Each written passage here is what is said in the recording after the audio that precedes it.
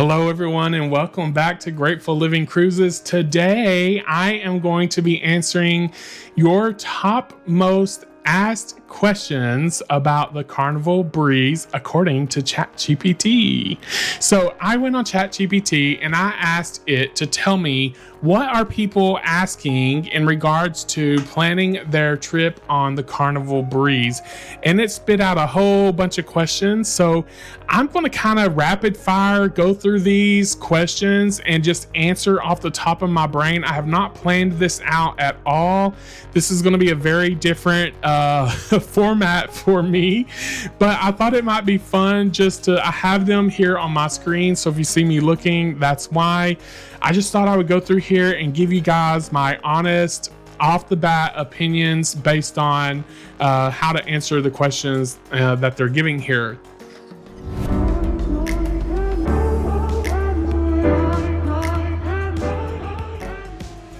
The top questions cruisers asked about the Carnival Breeze. Number one, what year was the Carnival Breeze built and what class is it? So this was debuted in 2012.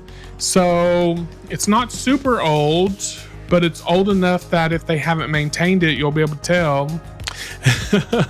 And it's part of their Dream class ships. I'm actually going to be on the Carnival Dream in less than 30 days.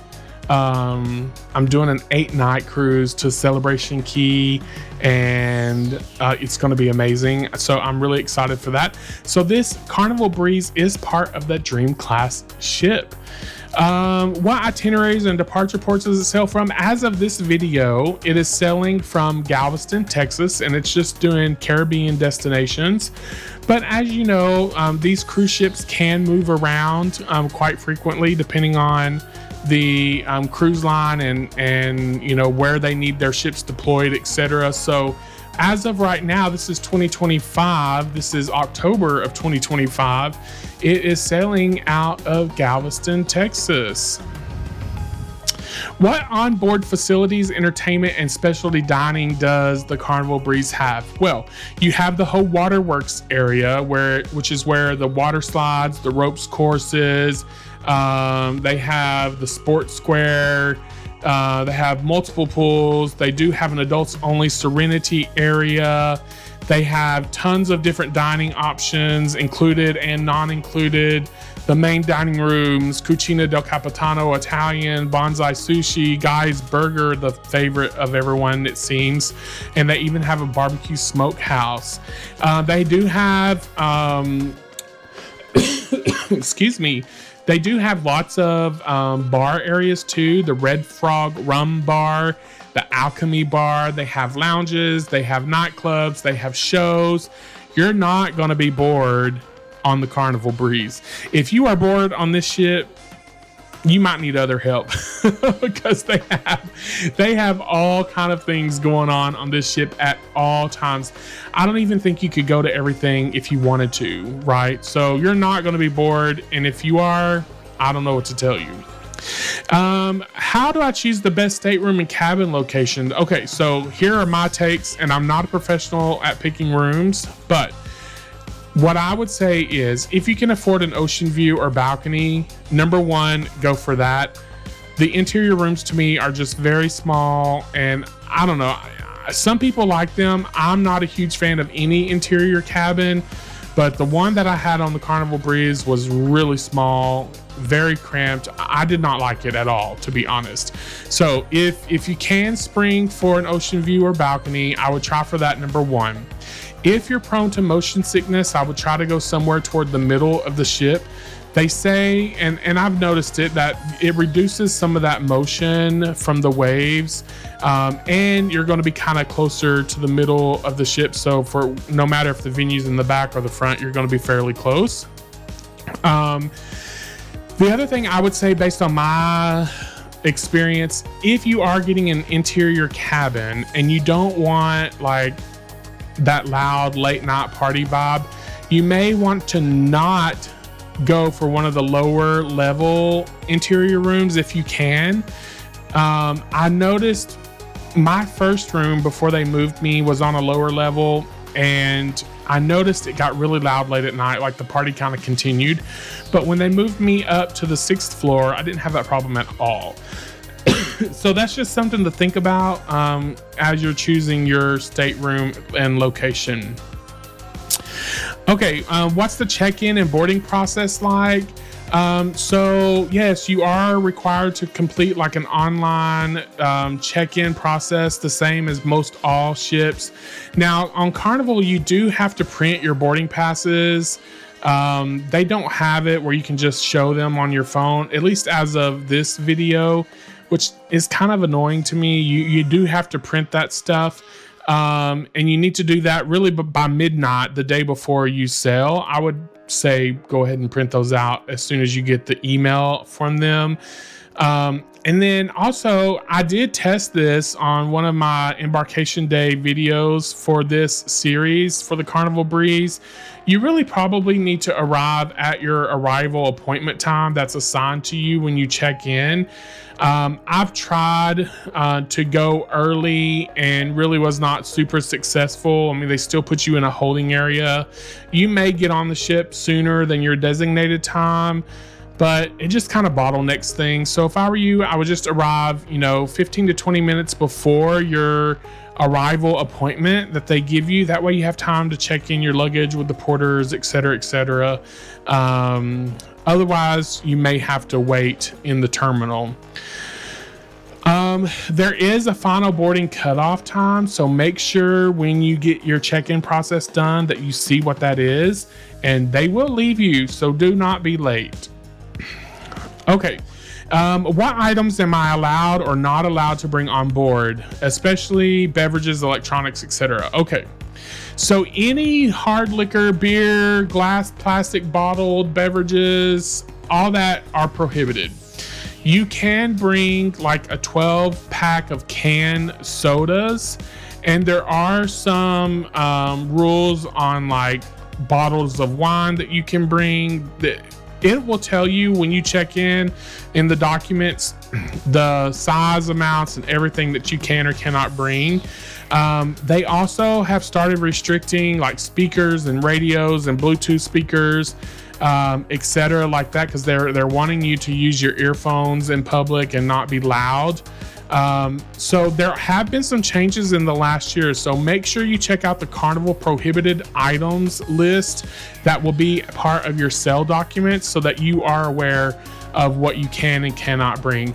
I do bring always a 12 pack of Dr. Pepper Zero with me, and that usually works out really well. They will probably check them, so just be aware Carnival has really kind of gotten a little strict on some of these things that you may have gotten away with in the past. You're probably not going to get away with anymore.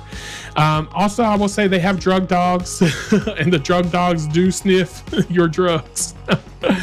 I don't know how many times I've seen those drug dogs act a fool when the luggage goes by and they just start barking and acting crazy.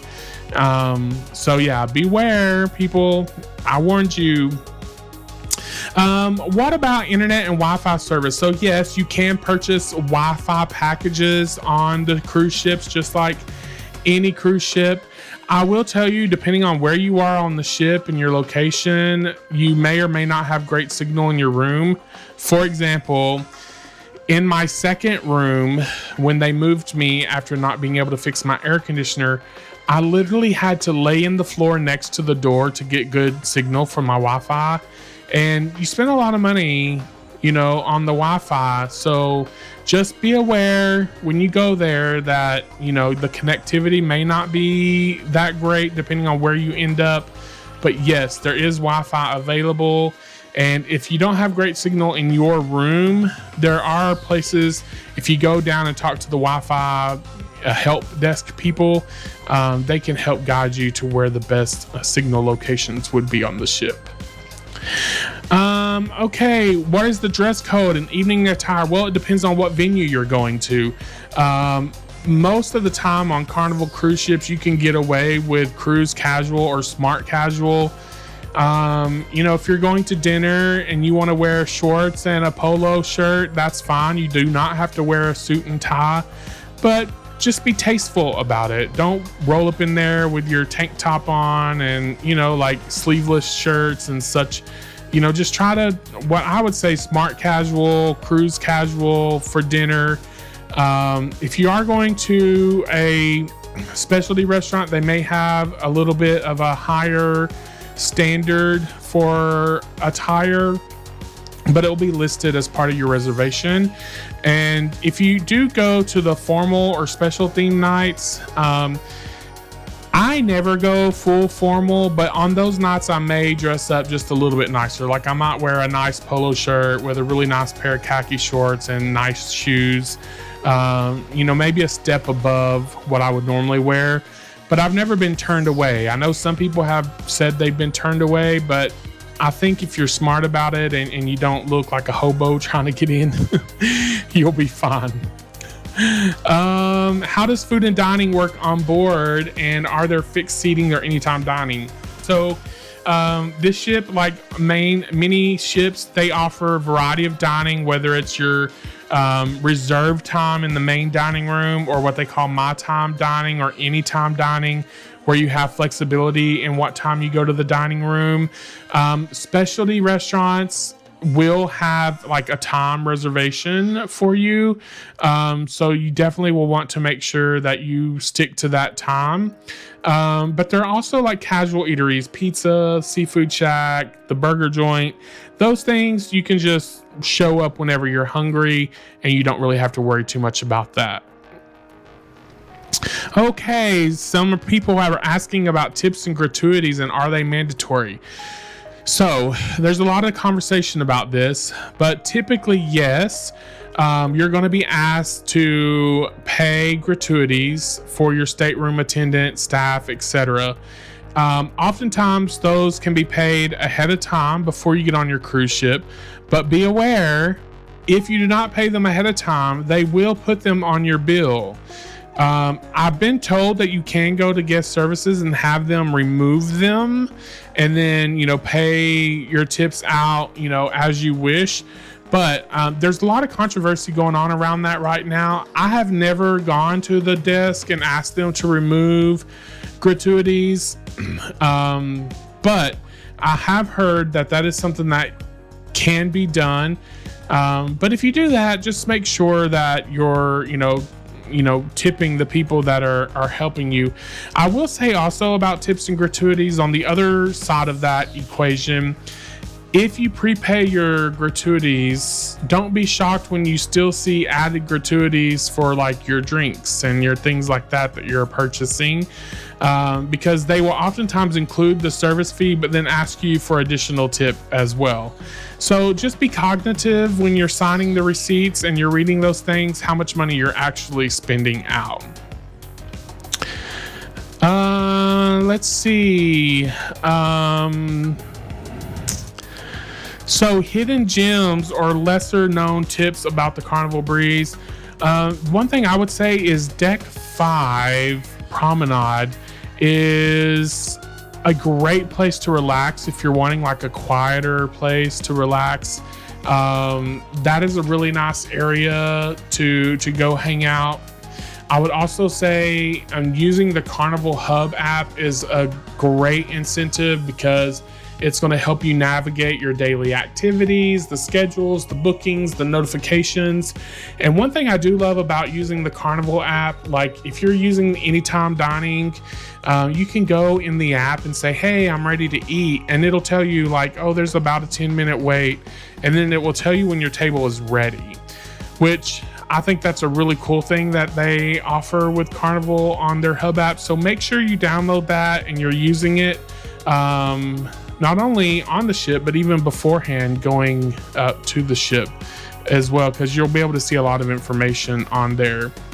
Also, I would say if you've never been on a Carnival cruise ship and you're overwhelmed with the buffet because of the people, just know there are other options. So for breakfast, Blue Iguana Cantina is fantastic for breakfast.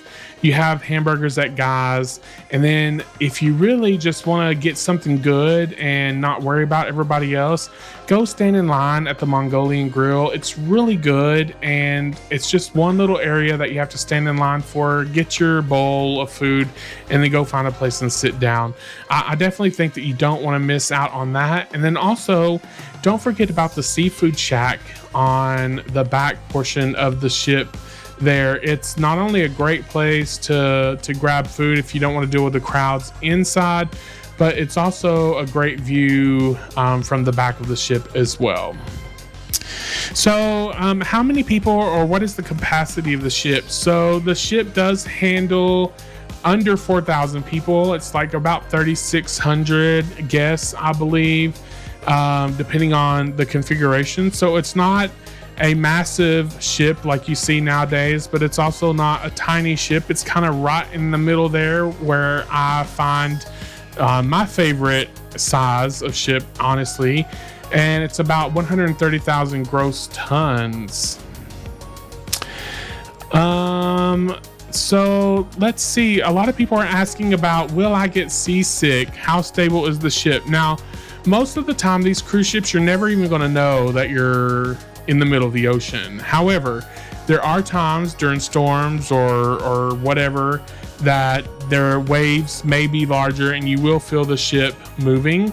I use these things called ship ease. They're little patches, but they are fast acting patches that you can get. You can also get motion sickness patches from your doctor before you go on the ship.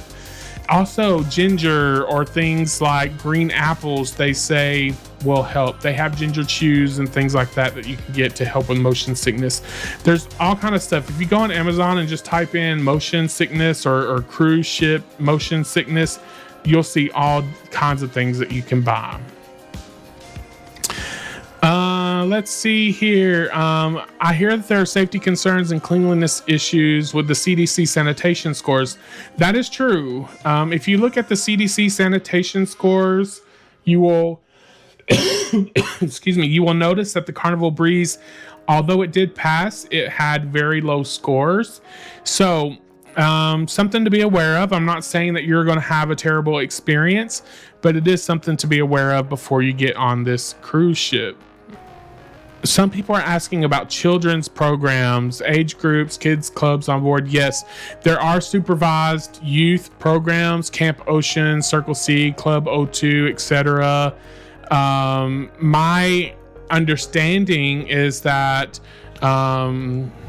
these are great programs for your children. I do not have children. I've never used them. But if you do have children that you want to be supervised while you're out doing your own thing, they do have this available. So make sure to check into that for scheduling and such. And then also, what are the must-dos and must-don'ts?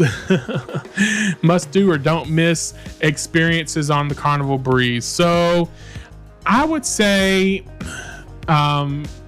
make sure you go to the shows. I really like all the shows that they put on, and these people work really hard, and I think they're really good. If you have families or children or maybe you, they do have the water slides, and there's a lot of different food options that you can try. So don't just stick to one little thing. Explore the ship, have fun, try new things, different things, like step outside the box a little bit. There's so much to offer on the Carnival Breeze and in any cruise line, really any cruise ship that you may be on. So don't be afraid to step outside the box and explore just a little bit. Definitely use the Hub app for sure. I think it will be very helpful to you.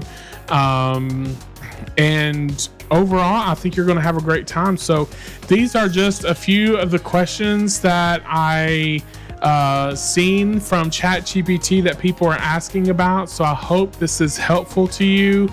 And if so, please hit that like button and subscribe to my channel. This is the last video in my series of the Carnival Breeze. I already have a pros and cons posted. And so this will be the last one of this series. And now we're going to jump into the cruise I just got off of a week ago. and that's the Celebrity Edge on a 7-night Alaskan cruise. So I have lots of great things coming from that cruise. And then in less than 30 days, I'm going on the Carnival Dream on an 8-night cruise. So I have lots of content coming for you guys. I hope you've enjoyed this. Remember, think positive, allow positivity into your life, be grateful always. And when you do those things, positivity will surely come your way. Bye.